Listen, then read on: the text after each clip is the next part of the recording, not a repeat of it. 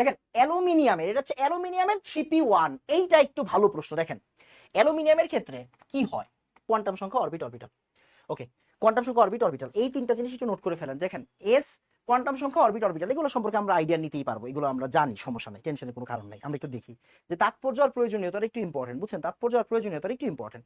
যেমন এইটা কার, এটা হচ্ছে গিয়ে প্রধান কোয়ান্টাম সংখ্যা মানে এন, এন এর তাৎপর্যটা একটু পড়ে ফেলবেন। আকার সম্পর্কে ধারণা পাওয়া যায় কি, প্রধান কোয়ান্টাম সংখ্যা থেকে। তারপরে বর্ণালী রেখা সম্পর্কে ধারণা পাওয়া যায় কি, প্রধান কোয়ান্টাম সংখ্যা থেকে। ঠিক আছে, ওকে। আবার আকৃতি, দেখেন এটা কিন্তু আকৃতি, আকার না। আকার বললে কোনটা হবে, আকার বললে কোনটা হবে, আকার বললে হবে এন, আকৃতি বললে হবে, আকৃতি বললে হবে হচ্ছে এল, মানে সহকারী কোয়ান্টাম সংখ্যা। কেমন, সহকারী কোয়ান্টাম সংখ্যা। বর্ণালীতে সৃষ্ট সূক্ষ্মরেখার উৎপত্তি সম্পর্কে জানা যায়, এগুলো একটু পড়ে ফেলবেন। তারপরে ত্রিমাত্রিক বিন্যাস, ত্রিমাত্রিক বিন্যাস মানে ওই যে এক্স এক্স অক্ষ, ওয়াই অক্ষ, জেড অক্ষ, ত্রিমাত্রিক বিন্যাস সম্পর্কে জানা যায়। আর অরবিটালের সংখ্যা সম্পর্কে জানা যায় কি থেকে বলতো, এম থেকে, মানে ম্যাগনেটিক কোয়ান্টাম সংখ্যা থেকে। আর স্পিন কোয়ান্টাম সংখ্যা থেকে কি হয় বলেন তো, চুম্বক ধর্ম ব্যাখ্যা করা যায় আর ঘূর্ণন সম্পর্কে আইডিয়া নেওয়া যায়। ওকে, ঘূর্ণন সম্পর্কে আইডিয়া নেওয়া যায় আর চুম্বক ধর্ম ব্যাখ্যা করা যায়। এই যে কি পয়েন্টগুলো, এই কি পয়েন্টগুলো একটু সুন্দর করে নোট করবেন। ওকে, তারপর আসেন আমরা প্রশ্ন সলভে শুরু চলে যাই। এটা হচ্ছে সাস্ট, সাস্ট 12-13 আসছে। কোয়ান্টাম সংখ্যা এন এল এম দ্বারা কি বুঝায়, এম এল এল দ্বারা কি বুঝায়, এই যে দেখেন এন দ্বারা বুঝায় আকার, এল দ্বারা বুঝায় আকৃতি, এম দ্বারা বুঝায় ত্রিমাত্রিক বিন্যাস। দেখেন আকার, আকৃতি, ত্রিমাত্রিক বিন্যাস, বুঝছেন কেন এটা পড়াই ফেলছি।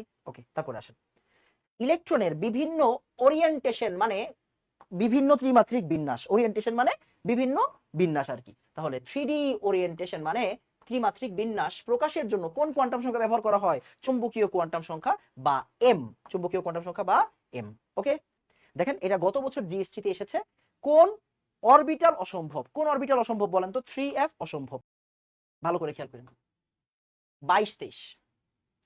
দেখেন অ্যালুমিনিয়ামের, এটা হচ্ছে অ্যালুমিনিয়ামের 3p1, এইটা একটু ভালো প্রশ্ন। দেখেন অ্যালুমিনিয়ামের ক্ষেত্রে কি হয়, অ্যালুমিনিয়ামের ক্ষেত্রে 3p2 মানে 3p1 চাইছে। ওকে, তাহলে n কত 3 বলে দিছে, p মানে কি, l এর ভ্যালু কত, l এর ভ্যালু হচ্ছে 1 0 1।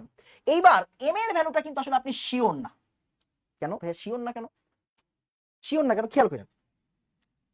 আবার শিওর বলা যায়, যেমন দেখেন 3p1 আপনি কিন্তু শিওর এটা এই জায়গাতে, বাট এখন এটা px নাকি py নাকি pz আপনি তো বলতে পারবেন না, ডিরেক্ট বলতে পারবেন। এটাকে অনেকে py বলতে পারে, এরকম অনেকে pz বলতে পারে, আপনি অনেকে px, বুঝছেন তো ব্যাপারটা। তো আপনি এই দুইটা দেখে আসলে অ্যানসারটা বলে দিতে পারবেন, অপশনের সাথে মিলবে অবশ্যই। আর এম যেটা বলবে সেইটাই কারেক্ট, বুঝছেন। 1 এর আন্ডারে যেটা থাকবে, -1 থাকতে পারে, এখানে 0 থাকতে পারে, অথবা +1, যে কোনো একটা, এদের যে কোনো একটা থাকুক আপনি অ্যানসার কারেক্ট করে আসবেন, বুঝছেন। যে কোনো একটা থাকলেই হবে, যে কোনো একটা থাকলেই হবে। কেন, কারণ আমি আসলে শিওর না এই বক্সটাকে আমি px ধরবো নাকি py ধরবো নাকি pz ধরবো, ব্যাপারটা ধরতে পারছেন। তাহলে 3p1 3-1 দেখে আপনি আসলে অ্যানসার জাজ করবেন। 3-1 নাই, 3-1 নাই, 3-1 নাই, 3-1 আছে, মানে অ্যানসার শেষ। এই যে কোন সেটটি অবাস্তব, কোন সেটটি অবাস্তব, দেখেন কোন সেটটি অবাস্তব। এই দেখেন l = 0 হইলে m কি কখনো +1 হবে না, l = 0 হইলে m = অবশ্যই 0 হবে, তাই না। তাহলে এটা অবাস্তব, মানে এটা অ্যানসার আর কি, এটাই অবাস্তব। তারপর আসেন একটি 4s ইলেকট্রনের জন্য, এইগুলো সাস্টের খুবই ফেমাস প্রশ্ন। দেখেন 4s ইলেকট্রনের জন্য nlm, ভাই 4s মানে হচ্ছে l এর ভ্যালু 0, l 0 হইলে m অবশ্যই 0, তার মানে অ্যানসার এটা।